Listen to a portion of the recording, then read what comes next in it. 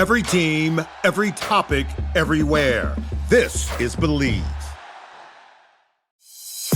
BetOnline continues to be the world's most trusted betting platform and your number one source for online betting.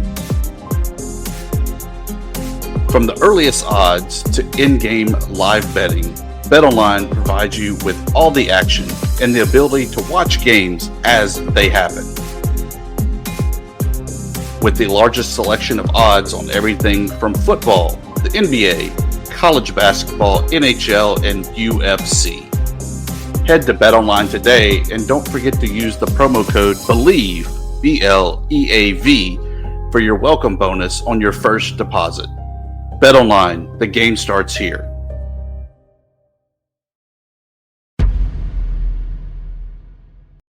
This is the Bleav in the Warhawks podcast, part of the Bleav Network, with hosts Dusty Thibodeau. I seem to be the only guy they can find to talk to. And Chase Region. Just offensive line, man. Still not getting credit for shit. It's cool. Chase, it's 2025. Happy New Do Year. you know where your Warhawks are? Do I know where they're at? Yeah. Hopefully at home before the semester. Or do you mean basketball? You are lost. Okay. And that's not a good way to kick off a new season there, Chase. Sure. Okay. I mean, you're living up Help me to find the my way. expectations of what everyone thinks an offensive lineman is. Jesus. Okay. I mean, you said it best that, when you finally decided, I want to hang up football, I got to realize that I got to pay attention in class. I got to find my way. I got to figure out what my skills are. Did you ever do any of that? Well, I continued the same degree and got a communications degree. So no, I didn't really, are you going to help me out or are you just going to hang me out to dry here about what do you mean? No, I'm definitely leaving you out to dry. I mean, you're a communications major. You're supposed to know everything. 2 degrees in PR. Yeah. And, hopefully I start my doctorate here in the fall in education. So yeah, are you going to make me look like a dumbass this entire podcast, Thibs? Or are you going to help me out just a little bit? No, I'm definitely aiming. Well, welcome back. Happy New Year. I hadn't talked to you this year yet, and it's been great so far. Well, a guy that you wish you had in your corner, because I think your SID would have been Alex Edwards back in the day. But the guy that's there now, he's like Prince. He only has one name, right? Martin? I'm not going to try to say his last name on record, so. You can do it. Radosevic. You nailed it. Let's go. Chase absolutely crushed that pronunciation. So yeah, thanks, Dave. You gave me a softball once. I do what I can. Martin, what are your degrees in, by the way?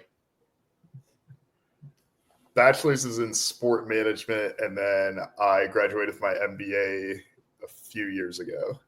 Feels a lot longer, but it was only 3 years ago now at the turn of the new year. That's the sign of a good broadcaster for Chase, and I should start putting my pronunciation in game notes when I send it out so people can say it correctly. But yeah, well done. Yeah, no one ever said my last name. I had actually had this conversation with Corey Crow. We all know Corey, very good at what he does.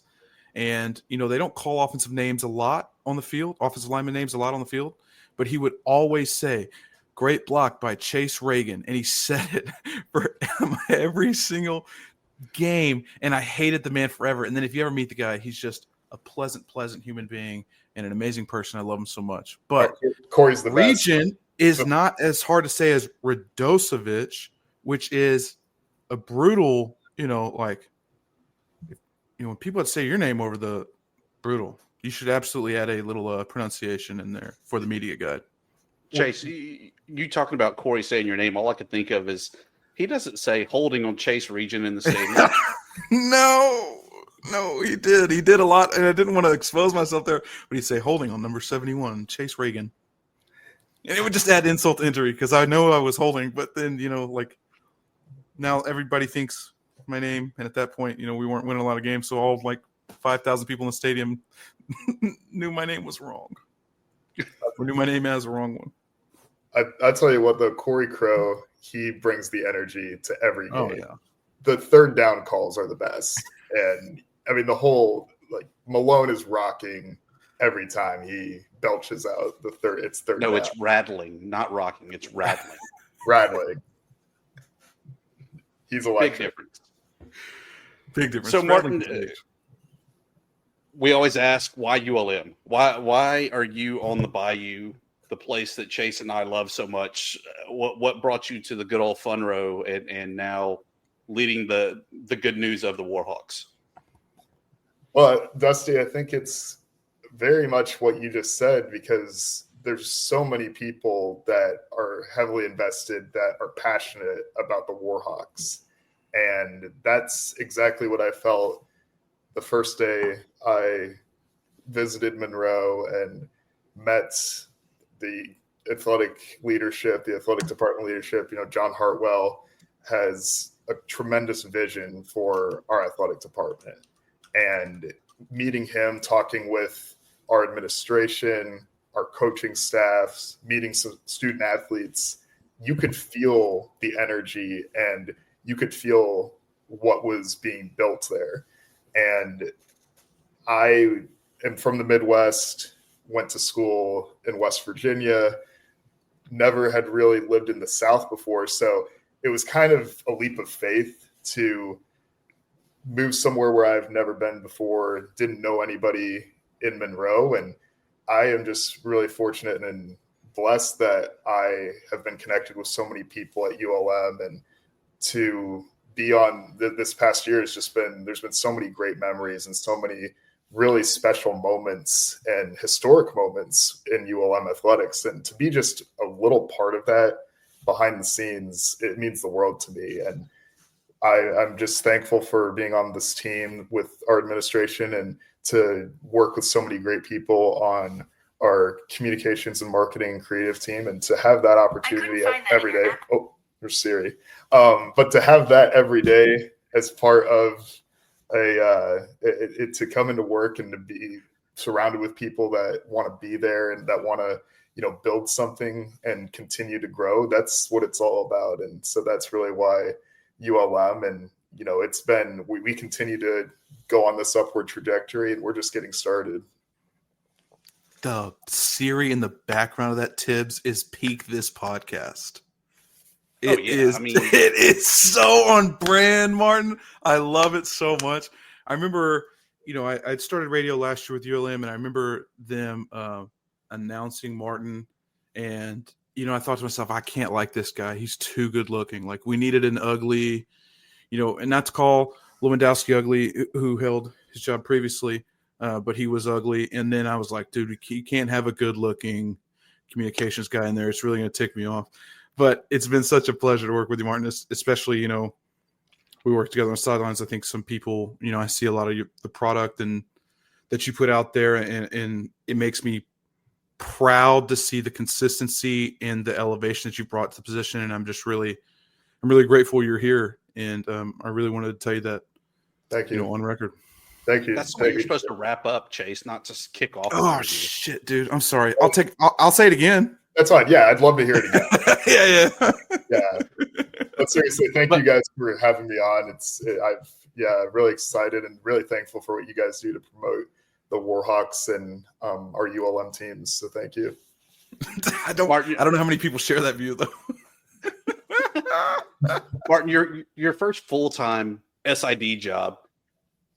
Have you had that moment this past year, your first year of football, where you were like, good God, what did I get myself into? I wouldn't say that was really that ever crossed my mind. I think more for this was I got into working in sports ever since I was a little kid, actually. So my dad, he actually ran a youth flag football league in Kansas City. And that was kind of the expectation of the Radosevic household, was to help at this football league every Saturday during the fall. And so that's kind of how I got my start in, weekends were not time off in the Radosevic household. Like, we worked and we went to work at the football league if not, we had games. I played football in middle school, high school. And so, we still had things to do over the weekend. We weren't just lounging around. So that's kind of how I got started into working in sports. And I did a lot of behind the scenes things there at the league. There was a public address system. So I PA announced when I was like in second grade, and I officiated. I helped with running league registrations. I did sales, did a number of different things. So that's kind of how I got introduced to it at a young age. And so I didn't really know much about sports information. I had an opportunity to be a student worker when I first got to college, and I really liked stats. That was my favorite part, to go and score a game, and I was like, wow, you can get paid to watch games. That was something that I was like, wow, I could actually do this for a living. And so after I finished with baseball, I played baseball in college. I was a graduate assistant at a school in West Virginia. So I played at a couple of Division II schools, NAIA school. I played there. So I started at that level. And so I got a couple jobs at the Division II level in West Virginia. And being at ULM at this level, I think it was more about that, was like the volume. And I think, again, it speaks to the strong fan base of ULM. There's Warhawk fans all over the country, all over the globe. And to see that support of this team, of this university, of this school, that is something that really, I think, kind of overwhelmed me. It's like, wow, this is really, we're on a national stage here, a global stage. And that's, I think, really, that was my reaction from this year, was like, wow, we can reach a lot of people, and we're making an impact in a lot of people's lives. Career batting average, Martin.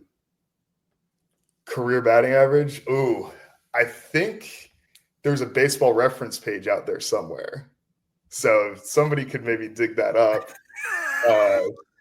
He doesn't want to say it, Tibbs. Chase, what a dick of a question, dude. That tells me either he doesn't want to toot his own horn because it's really high, or good God, it's horrible. It was terrible. You don't want to look up I feel like I struck out too many times, a few too many times. Like hitters do. That's part of the game. So hey, that away. Swing, man. Don't worry. Oh, can't say that. I'm sorry. Shoot. I think you can say that. So yeah, just I bet it was great, Martin. Don't listen to this guy. He's being a douchebag tonight, and I don't know why. Oh, that's fine. We like the animosity. That's all good. Like new year, new me, right, Chase? Yeah, hey, I'm with it. I've lost 2 pounds. Found it. I haven't. So recapping your first collegiate football year this past year, covering football, what were your thoughts? What was the highs and lows for you and maybe for the team as a whole? Yeah, I think when you look at the communications, creative marketing, I think that we had a lot of highlights this season. And I think it had to do with a lot of the successes on the field. And I think Coach Vincent, what he did in year one is really, I think, remarkable. And I think that the biggest thing he did is he got people excited about ULM football. And, coming in here for the first time, I'd heard that there were things that happened this past year that haven't been seen in a long time. And, that's something I think in that first year, getting people and, having the highest average attendance in 5 seasons and really doing a lot of great strides with marketing and fan engagement, getting the students out to games. I mean, our student section was packed every game. Coach Vincent did a really great job of, really like celebrating our band, our spirit groups, our folks that are there and really supporting us every game. We played Texas State there back in November, and it was a torrential downpour, but our student section was still, very, very much filled. And that was really, I think, encouraging. No matter what the elements are, Warhawk Nation's going to show out. So I think that we have a really strong foundation, and we have a lot of people excited about the Warhawks, which is really encouraging. And I think on the field, you saw a lot of development and a lot of growth from the players. And I think that's what's really exciting. We've had this transfer portal wave come through here over the past few weeks, ever since the season concluded. And I think that we're really fortunate that we've retained a lot of key players and a lot of key figures from that, and key performers from that first season with Coach Vincent. So I think that's really exciting that he's established the culture, the expectations are set, and we've added some really key pieces here from the early signing period and into the transfer portal signing period. We've had some really good signees that are going to bolster that culture and continue to strengthen that depth for us. So I think that's really good to see overall in the first year. I think it's so encouraging to hear, Thibs. Thibs and I have been around ULM for a long time. And, the way you hear people like yourself, employees, people around, athletics, it's a different buy-in to the culture than I think you've seen really before.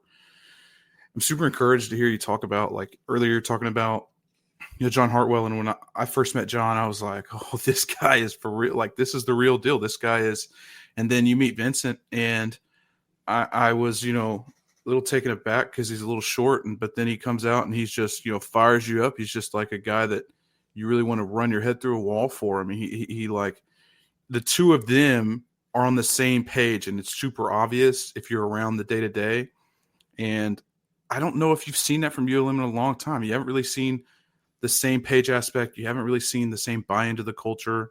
And I don't know, as a fan, dude, I'm just so like, I love to hear that that's been your experience here, because I mean, it is for us, but we don't work with them day. I don't see them every day. You see these people every day, and it's so cool to see. It's so cool to see where we're headed. You're right. We had some records this year, and the fan engagement I thought was awesome. Great crowds every game. And then even, when the season was ending, not how you wanted to. I mean, people still talking about us, and people still, ready to see what that phase 2 is that Vincent's talked about. Yeah, no doubt. And I think that what sets Coach Vincent and John apart, I really do believe they lead from the front. They lead by example, and they're going to do whatever it takes to fight for this town and for getting to ULM to, where we want it to be. And I think that in this first season and, where we're going, I think that it's really that upward trajectory is something to be excited about as a Warhawk fan. So with football success, we have the woes of basketball.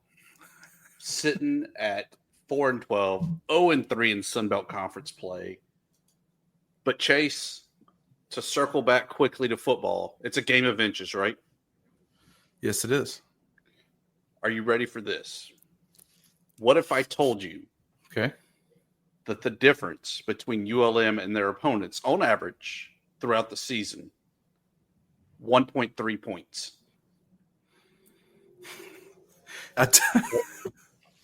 Is that includes Ecclesia and Champion Christian, huh? Yes. 2 of our 4 wins. I don't want to sit here and be a basketball hater. You just lost by almost 20 to Coastal, I've heard is a good team. Okay, well, that proves my point, not yours, Tibbs. But I don't want to. I'm not sounding alarm bells. I'm banging them things because that is an interesting stat, but I don't know, conference is where it matters, Tibbs, to me. I mean, I think about the same way with that about football, that like you have to compete within your own conference. That's the next step for this university, this athletic department, this, not just this sport, but the whole department. Right. And so crazy stat, bro, but I don't know. I'm not, you sound like you're sold on what's happening. You believe you think they're better than what their record says? I think they're a better halfway team because they are man down. They are so thin, and that's why you see a great competitive first half and suck and win the second half, and that's where teams are blowing our doors off, is in that second half. Because they're playing 6 guys, maybe 7 guys off the bench. Brutal. And that's it. And that's not going to be winning basketball. That might work against, as you said, the champion Christians of the world, but that's not going to work at the Sun Belt. That's not going to work on your P5 money games. It's not going to work overall long term either. Well, I'm interested to hear what Martin has. I mean, he's the guy. He, for better or worse, has to watch them every game. So, Martin, what are you seeing this year? I'm seeing a lot of red L's on this ESPN page. What do you say? I'm seeing a team that's really close, and I think that was a really good stat that Dusty brought up with the margin of, the point differential. But one thing we do on our game notes every week before every game, we break down the trends. And one of the trends is the games that are decided by point differential. And the Warhawks have played in 7 games this season that have come down to a score differential of 10 or fewer points. And unfortunately for ULM, they're 1-6 in those games. I mean, if you flip those results around, you're looking at a completely different season at this point. And the Warhawks have been in a lot of these games, and there's been a lot of really, kind of close losses down this stretch. And even starting league play, when you look at Old Dominion coming to Monroe, Jalen Bolden hits a couple of clutch free throws with less than 5 seconds left to send that game to overtime. And ULM had the lead there early in overtime. And if it weren't for the Monarchs and, their star player, I'm blanking on his name right now. He won Player of the Week for his performance, but he scored over 30 to come back and to lead the Monarchs to victory. And so, you have that. And then at Georgia Southern, you're looking at a game where the Warhawks are ahead by double digits at half, and the offense was flowing. And, you're starting to see Jerry Nagopo gain confidence from beyond the arc and starting to see ball movement. And, the offense looked like it was really clicking. And Georgia Southern, again, has a really good, strong performance shooting behind the arc in the second half. And they come back and win by 8. And then Coastal was relatively close for the first 15 minutes, and the Chanticleers, end up pulling away. So a lot of these games have been neck and neck for a lot. It's with this team, and sometimes you have to learn to win those close games, and you have to learn how to win. And I think right now you're seeing a team that's battling and fighting every game, and I think they're on the cusp. And I just want to give a recognition to a few players that have really played well. I mentioned Jalen Bolden. He has led the Warhawks in points and in scoring this year. Played well at ULM for a few years. He did. He had a really standout game at LSU. He's from Zachary. Yeah. And for him to go back to his backyard there, post a career-high scoring total, he had a half-court shot at the end of the first half. It actually made it on SportsCenter top 10 that night. But just a terrific athlete, really – can drive the lane, does a great job with that. But this Colty Young transfer from Jackson State, for Warhawk fans that haven't watched a lot of men's basketball this season, this kid, he can really, shoot it well from 3. He's definitely our biggest 3-point shooting threat. He's averaging 11.2 points per game and, shooting over 44% from 3-point range. Top 3 in the Sun Belt Conference. Really good kid, somebody that's, come in and made an immediate impact on this Warhawk lineup. But, I think that you're starting to see, like in these conference games, how difficult it is to win late in games and win on the road as well. And 4 of the first 5 Sun Belt games are on the road. And so that fatigue aspect definitely comes into play when you're away from home. And these 2 games coming up this weekend are critical for the Warhawks to, try to right the ship against Southern Miss and the Raging Cajuns. So, I think that if they're able to execute in those final minutes and start to, hit some shots and ball bounces their way, I think you're looking at a totally different mentality. And, you can see this season turn around in an instant if the ball starts to bounce the Warhawks' way. The ball's down. That's great, Martin. Love that. I just want to know. I think Chase and I have been around Coach Richard long enough How many F-bombs, Martin, have you experienced this season? Per game, over under. To me? Yeah. No.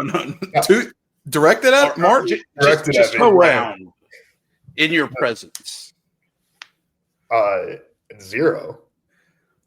I do not believe What that. a PR answer, Tibbs. Come on. I have heard that guy go to the bathroom and say at least 4 of them. Have you?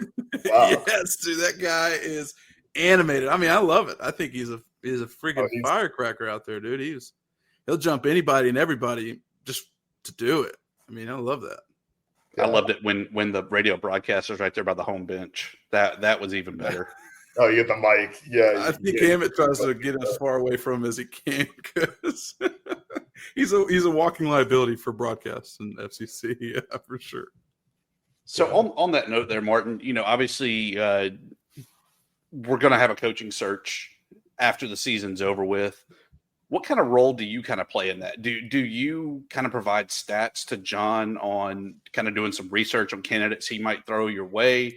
Do you kind of give different stats and talk to these potential coaches and give them some stats of the roster, or do you even do anything with the coaching search? I will provide support if needed. But I typically, John, I think, does a tremendous job through the search process. And, I think he's, with the hires he's made at ULM, I think, you can look at, and in his career as well as an athletic director, I think that's something that, he has really done a great job at.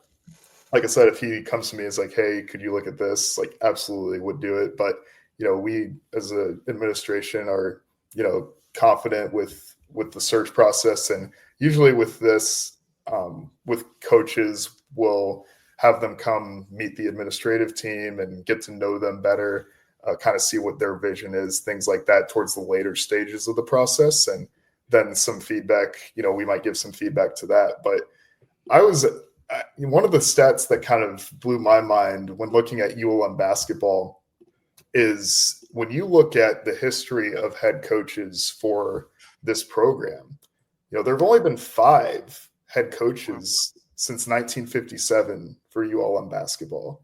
And, one of those coaches only coached for 2 seasons, and, Orlando Early coached for 5. So you look at the history of the program, there have been very few head coaches. And I think it shows how successful ULM basketball is and the amount of great coaches that, have led this team and this program. And, Coach Richard is, up there with Mike Vining and with Lenny Fant. Like, those 3 right there, that's you're one short of a Mount Rushmore. But those 3 coaches, you combine their expertise and their accomplishments and everything that they've done for this program, it's really impressive. And I think that's the mark and the sign of a great team and a great program. But, whoever's going to be stepping in these shoes, they're going to have some big shoes to fill, because this is, a program that's really had a lot of rich history and tradition. And to continue that, that's going to be really exciting to see whoever's going to be coming in to carry that torch and flame forward. I think it's more than, Tibbs and I talked about this a little bit last time. Like, his shoes are hard to fill from how great he's been in the community of Monroe, how involved he's been in the university. What I love about Richard is his net has gone past the court, and I think it's such an important thing to have as a coach, especially as a coach at a school like ULM. And I don't know, I know I've publicly here pooped on him a lot, but really, I mean, you have to admire all the things he's been able to do at ULM. Although, he's played a few he's coached a few Olympians, and he's really had, his bouts of success there. I do really hope that they kind of pull it out, and I hope you guys are more right than I am about this season, because I'd hate for this to be the way that he goes out. Yeah, without question, Coach Richard, he cares. The one thing that stands out to me about Coach Richard is, his care for others. And it goes beyond just the team. The way he treats the support staff and and everybody that makes it happen, the community and the student section. And, he really, I think, is somebody that has made a very positive impact on, the university and in Monroe. And for him to, finish out his 24-year head coaching career, for him to do it at ULM, where he was a former player and, somebody that has touched the program and has impacted the program positively in so many different ways, I think that, that's really special. And he's somebody that has, he has lived ULM basketball his entire life. And to be a part of that, to be able to get to celebrate that this season, we definitely have some plans to recognize him and, his accomplishments in this final stretch here. And we definitely have a responsibility to do that. But I think that celebration of his legacy that he's leaving here, to do that here, absolutely, we want to see that. And we think that it's going to turn around here on the court as well. And we're really excited to see what happens there. On the other side of the court, we have the women. We knew that last year was definitely where Missy Bilderback came in and hit on everybody she signed. And they were all great D1 transfers that she had good relationships with. This year, I think that we knew there was going to be a dip from the amount of talent that was gone, but I don't think we were expecting a 5-9, 1-2 in Sun Belt Conference action. What have you seen on that side so far? Yeah, absolutely. I think that, like you said, Dusty, last season with the WNIT run and, the success that happened last year, I think that there were some high expectations coming into this season.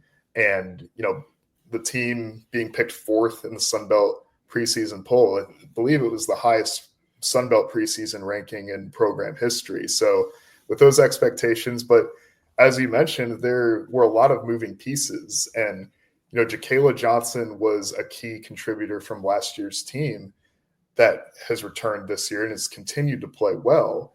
But to replace the scoring of a Nunu Bradford and, for Sanaya Wells, somebody that was the point guard and that kind of directed and facilitated the offense, those were two key parts that, Missy and her staff looked to replace. And I think when you have kind of that reset with your roster and kind of some fresh faces, it can take some time to kind of adjust and kind of have everything click. And again, with our women's team, you look at the first three conference games and that sample size there, the two losses are very, very slim losses and very close to very good teams, I might add, by the way.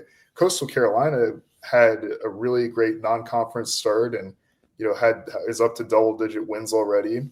And, the Warhawks led for a significant part of that game and held the lead for the majority of the fourth quarter.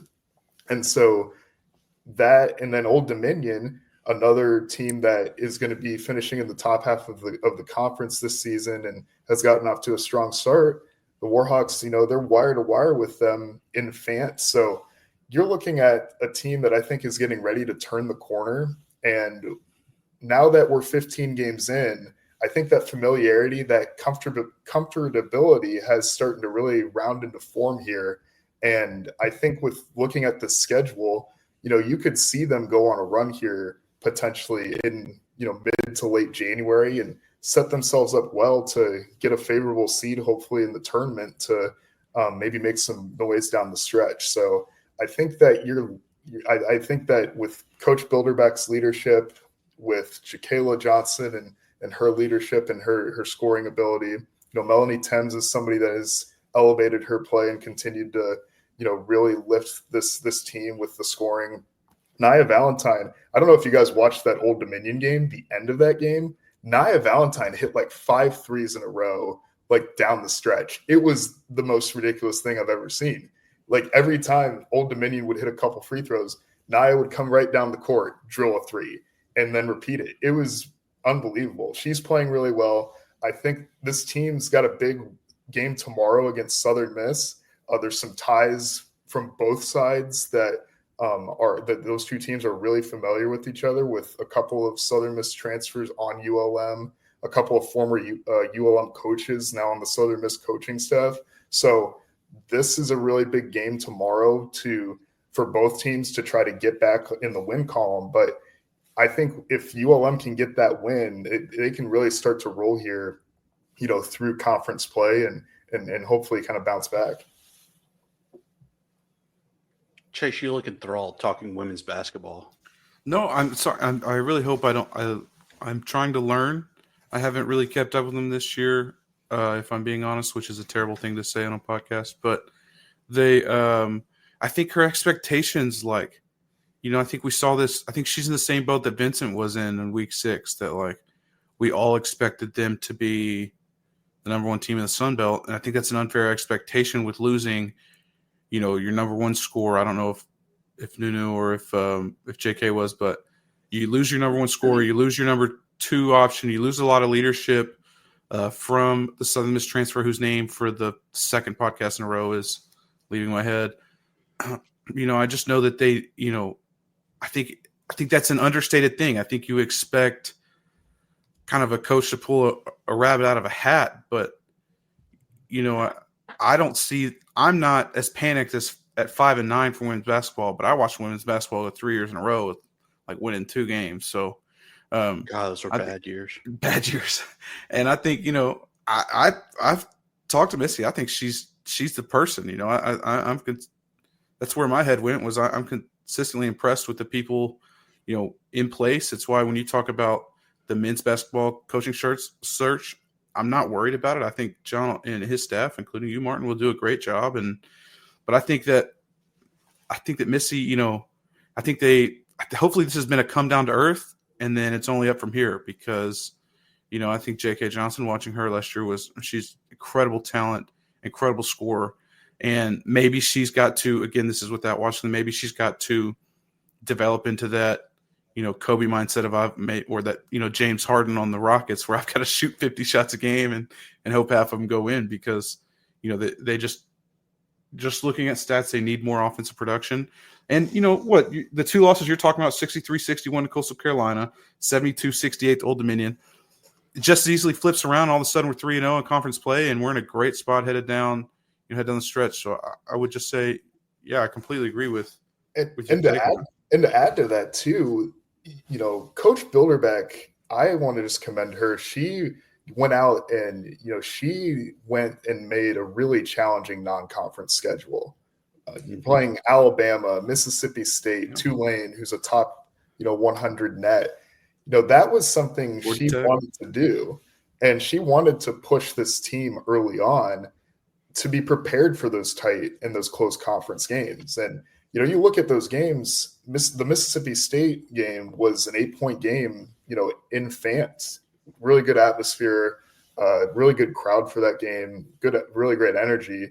And then the next week, the championship of the Tulane tournament, playing Tulane in their own arena, that was another close game that the Warhawks came up just short by 5. So, for her to set that schedule and to push the team early on, I think that's going to bode well for them down the stretch.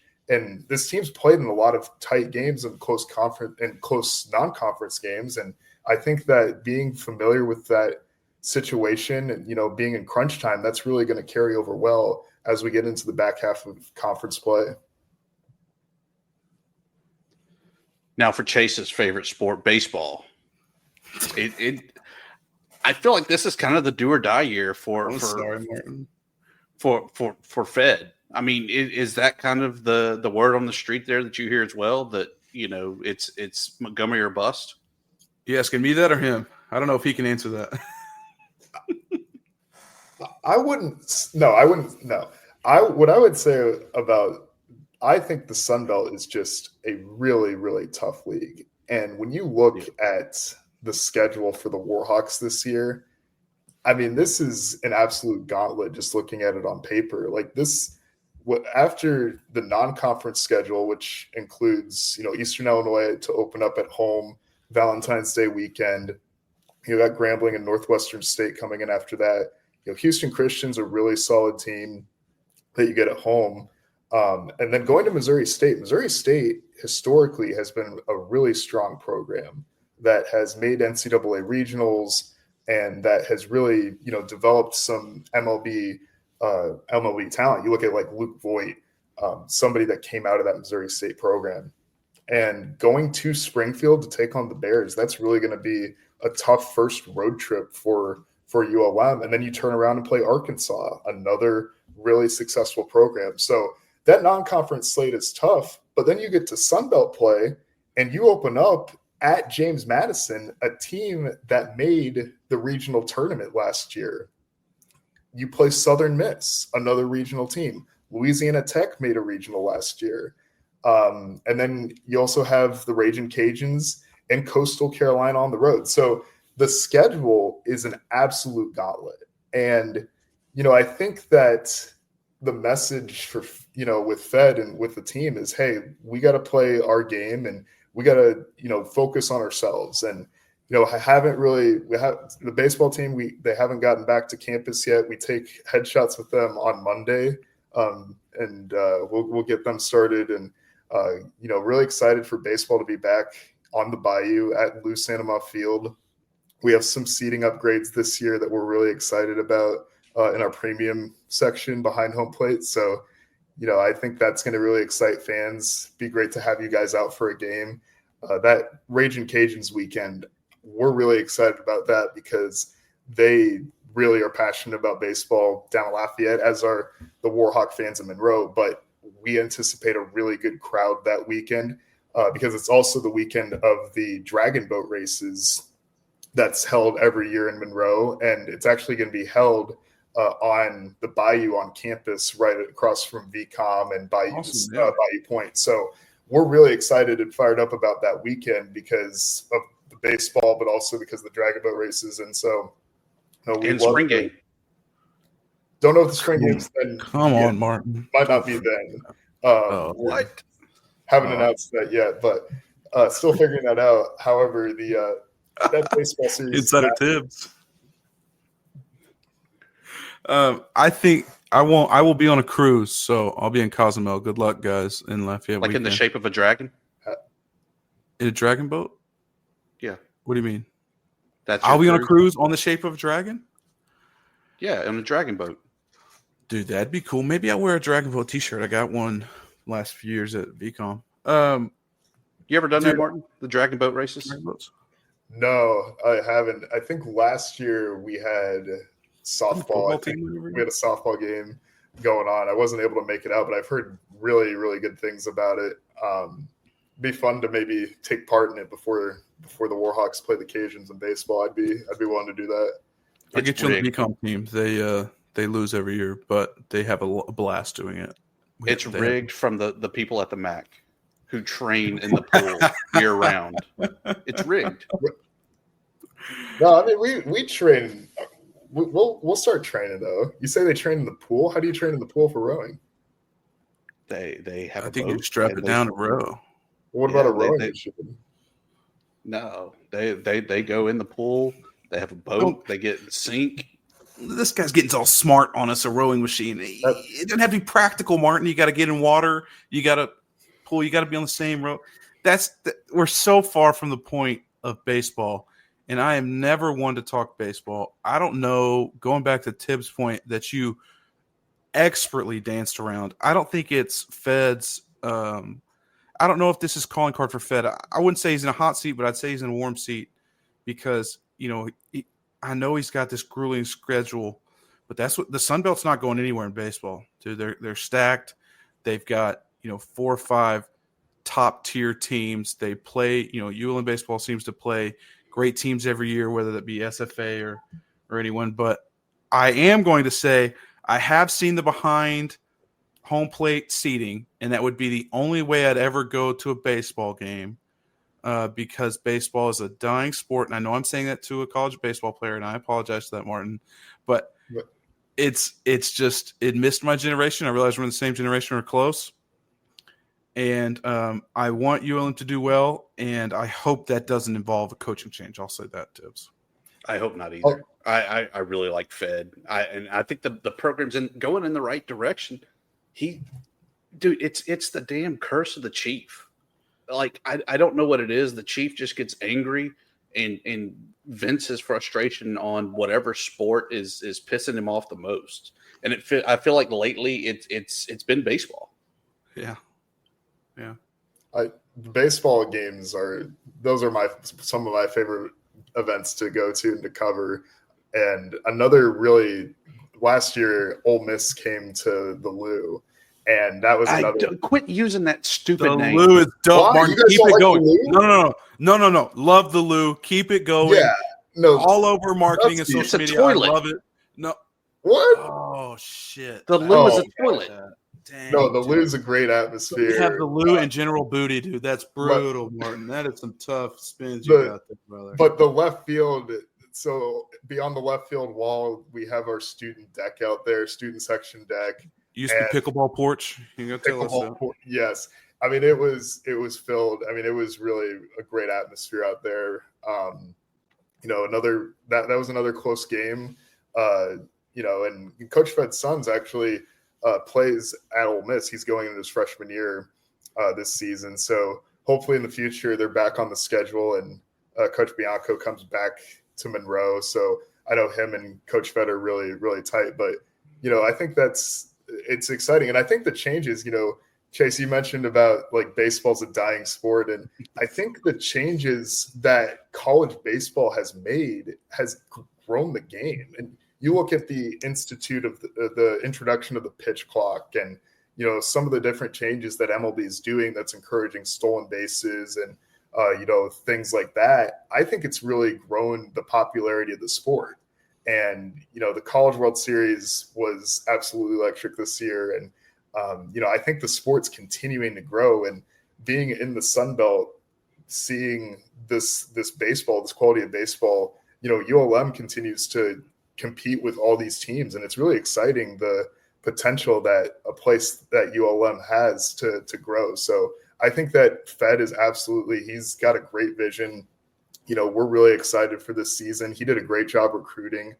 It's the highest rated recruiting class, this incoming class in the Sun Belt Conference, that 2024 recruiting class. So this is a really big class, added some key transfers as well.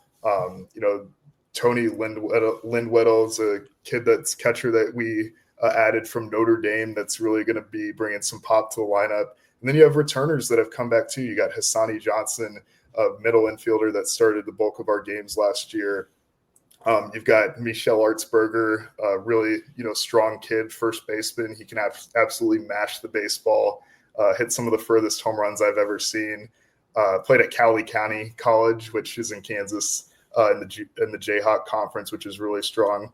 Then on the mound, you've got Brandon Brewer, Monroe kid coming back that, is somebody that is going to be, coming in late inning situations to shut the door. So, I like the roster, and I really like where this team is headed. And I think that Fed and this coaching staff is really excited to see where this spring takes us and where we're going to go.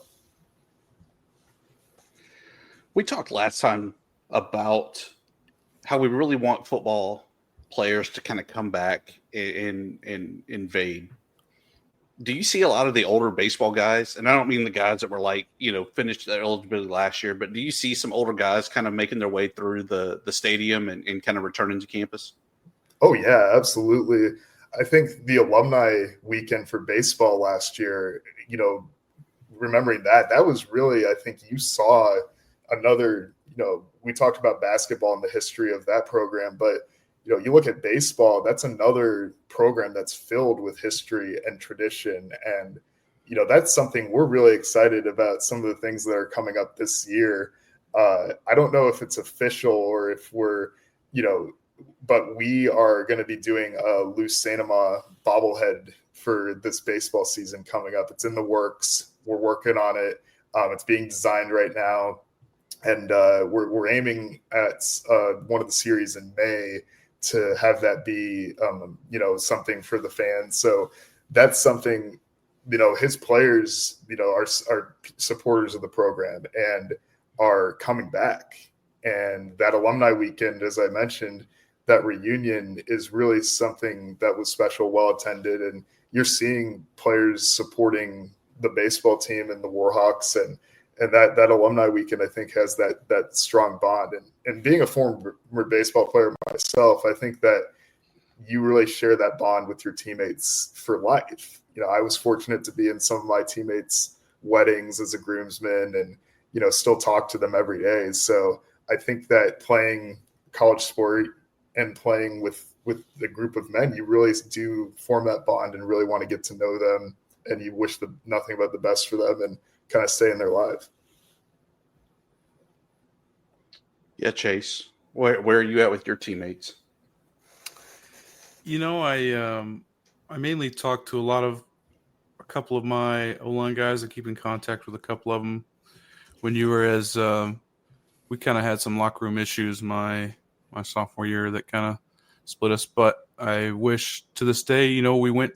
I was not a part of the 2012 team that beat Arkansas, but that was my senior year of high school, and was one of the few that still live in Monroe at the time. And so I got to see all those guys back. It was so good to see them. So I can't claim that I'm as great friends with Martin as Martin and his teammates, but a lot of great guys doing some really cool things.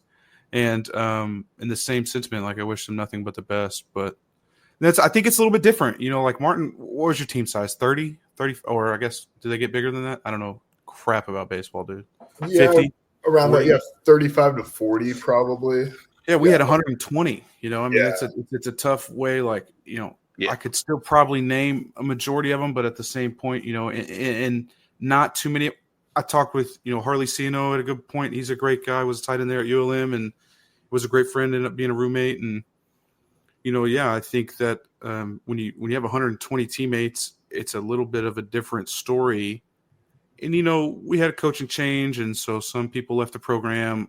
I ended up leaving the program my junior year. So it was, it's just a little bit different of a thing. But I think you go through war with these guys. It's cool to, I definitely keep up with them, look at them all on Facebook. I like to see what they're doing. I like when they post updates. I like to see, their successes in life. And I think it's a special circumstance you get to be in on any college team at any level.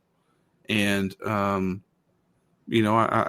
glad to see that ULM baseball players come back. I was roommates with two of them, Stitch and Herm, and then I had the guy who introduced me to my wife. His name Anthony Herrera. He was a great, I think he played second base at ULM and that guy pitched for us. He was great. He just retired from baseball like this year.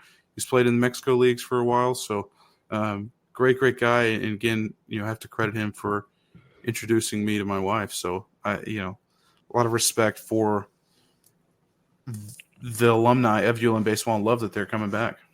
You know how every team has that guy? Like he's the one that's going to be the class clown, the locker room clown, whatever. That was Herrera, and then some. And then if you put him and Stitch together, you couldn't take anything serious. That team was fun, man. They had their own house, and I don't know how much I want to talk about that on a podcast, but it was a lot of fun, dude. College was a blast, mainly because of the baseball house and those guys there. Oh, always for sure. Chase, I want to ask Chase a question really quickly. Come on. Okay, so in doing this prep, I stumbled upon your bio on ulmwarhawks.com. So I looked it up, and I wanted to ask you from back in your high school days. So the bio here says that you hold the school record at Rockwell Heath High School in Rockwell, Texas. Rockwell. Yep. Okay. At Rockwell Heath High School, record, the squat record, 510 pounds. Mm-hmm. Do you still hold the record? I do not. The year after I left, they had a state champion powerlifter in his name. I think it was 2 years after I left, and he squatted like 695 or something like that. I think he didn't break 700, but no, I definitely do that. I still hold, and I don't know why the last I heard, I still hold this record was we had a ton of different lifts on our board in our weight room. My high school, not to flex a little bit, had 4 different weight rooms, but in one of them they have a like all kinds of lifts from deadlift, hang clean, squat, power clean, and they had standing military. And in high school, this was my most impressive lift I ever done. I did 285 strict standing military. And that was moving, dude. That was but no, squat was recently broken pretty quick after that. And they've had a couple. My high school is blessed with athletes, especially in the baseball realm. I went from baseball high school, but they've got a couple guys in the NFL now. And no, it for sure was broken pretty soon after that. But dude, 500 pounds, I think I pooped myself, if I'm being honest. I think when I did that, and I don't think it got much better at ULM. I had 2 real significant lower leg injuries in high school. And when I got to ULM, I had 1 more. And I think the most I ever squatted was probably 540, which in the grand scheme of things, I mean, those guys at ULM, I was a second rack squatter. The first rack was pushing Jaron Johnson. I think I watched him do 650 and they had other guys that were, could squat like you wouldn't believe. I mean, that's when you really realize you're in a different world going from high school to college, is when you're watching some of these people lift. And I watched Josh Allen my first day there hang clean 450 and drop his ass on the ground and pick it up like it wasn't anything. And I watched John O'Fisher, who wasn't a great athlete, but a great football player, really smart mind. I watched him bench press 400 pounds off his chest. And wow. I mean, these guys were just, it's crazy. That is some real research. So Martin, what else did you find over there? Yeah. I remember that you like ping pong. Yeah. The ping pong. That was another, I thought that was interesting too. I'm a dog. Yeah. You got to come play in the players lounge. I see you play. Those guys are playing all the time. I have a few paddles. I think one of them I still have at VCOM. We started playing because all the students would say, "Oh, we're so good. And I'd go in there and just whoop them real quick. But I have transitioned to pickleball. Okay, I have graduated from ping pong. Pickleball has a lot of transferable skills. Ping pong, great sport. Watching the Olympics every year, I really am a huge fan of ping pong. And that world has gotten a little weird recently, but we definitely don't want to go into the Bleav in the Warhawks podcast. We don't want to go into ping pong talk. Yeah, love ping pong. Anytime you want the smoke, I'll come. Yeah, same with belt the ass. Same with pickleball too. We have a ULM athletics coach and staff league that Avon, our tennis coach, she sets up. So we played this fall. It was great. So you can come play pickleball too. Slept the shit out of y'all. Slept the shit out. Not in pickleball. You'll get me. I'm an athlete. I turned 30 this year. I don't care. I am an athlete. All right, come prove it. Child. So Martin, the other big question I always get asked, and I know that you're a marketing guy, where can we get ULM gear? And not Chase's super secret thrift storing. It's not their store, it's a resale store. And Martin can't know about this hack. Yeah, well, for Warhawk fans that are interested in getting gear, if you go to ulmwarhawks.com, on our website in the top tab, we have a link that says shop, and that directs people to our Spirit shop through Barnes & Noble College. There's also some really good gear on Amazon. There's a Warhawks section that we introduced our new helmet this season back before we began in July, and I don't think we really anticipated that taking off quite like it did. It's a really great helmet, but it really exploded. People really liked it, and so there's a couple shirts on there that have our new helmet design, have some mini helmets too. So that was something we did with the Amazon shop. So the black uniforms, that was another really popular reveal. So we had two really, I think, kind of neat features with our uniform that we added this year with football. And it was great to see, you've seen with a lot of our teams kind of implemented, those black uniforms into their uniform combinations. I really like the men's basketball ones a lot. Yeah, I same. think we're wearing them tomorrow against Southern Miss. So it's, I really like that we've kind of incorporated that into our color scheme. So, we've got that. And that's something we really want with like the Adidas gear, something kind of like a quarter zip. We're working with Adidas to see if we can get like a team store, something like that we can get on field apparel kind of the same gear our coaches wear on the sideline, things like that. Because we've been hearing it, and that's something that has been kind of communicated to us. But we have some things in the works that we really want to get off the ground in 2025 to make it easy for Warhawk fans to rep the Warhawks. The black jersey sales, I think, did really well. That was something I think that stood out. I think people really liked it, and I always people ask me for gear too, so I try to spread the love if I can. Did I give you something, Chase? I might have. Well, you gave you haven't given me shit. You gave thankfully this is the first year this happened in a long time. The radio crew got a few polos, and we were able to kind of coordinate with what the coaches are, so we kind of look like we're a part of the. Not that we're trying to look like we're a part of the team, but like we're trying to look like like yourself and like staff and stuff. No, my tip is that I wait till a fat guy gets fired, and then I go to Plato's Closet and buy whatever he sold at Plato's Closet. And I'll say that any other fellow hefty people want one. If they retweet Dusty's tweet here, if they retweet Tibbs' tweet, I'll give out a brand new hoodie. I got one in the closet right now. Oh, for the episode. The episode, that's right. It's a giveaway for the episode. Look at us. Chase, when you come play pickleball in Monroe, I'll give you some new gear. I got you. All right, I'll be there. Don't worry about me. I'm good, guys. No, Tibbs is fine. Tibbs wears the same shitty old logo 2005 quarter zip to every game, and he looks like shit every time. Texas State gave me a polo. Just throwing it out there. Whoa! They did. Whoa! Well, we'll change that. Viva La Boot Cat.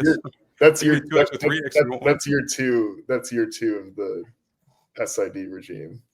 By the way, your product on Amazon, the black shirt, new Warhawk helmet, 1 star. You can't tell me that the Lafayette folks are not downvoting the products. Oh man, those are the haters. We gotta block those.